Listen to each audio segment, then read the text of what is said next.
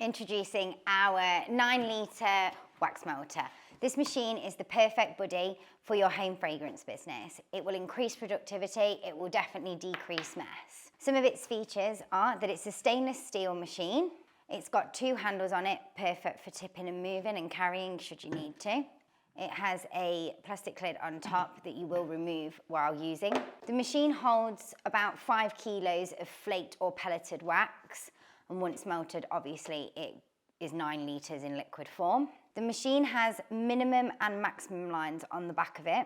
You must ensure that the machine is at a minimum point at all times, and obviously don't go over the maximum. You can set the machine anywhere between 50 and 100 degrees. It has a stainless steel tap on it, which means that if the wax sort of gets blocked or it hardens in the tap, you'd simply use a heat gun just to release the valve again. It comes packaged with a user guide that you will get with every machine, giving you the warnings, the how-to, where to store, etc, etc.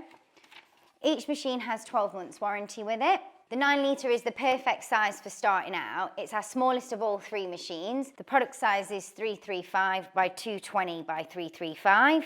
And if you're just beginning your journey into candle making, it's definitely the most efficient way of melting your wax, increasing productivity, and it's easy to store and it's lightweight.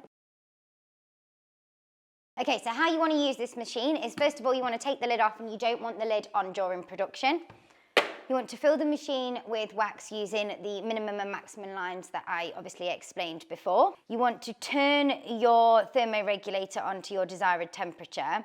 The machine will hold the temperature of the wax. However, please do bear in mind, obviously, the further the wax gets down, you may get more of a variation, obviously, because it heats from the bottom and it rises up through the stainless steel. So you want to try and keep the machine nice and full. You then want to get your scales and your jug, maybe put in maybe raising the machine on a block or something, or having a table underneath it. You want to turn the tap so the wax starts to free flow through the machine.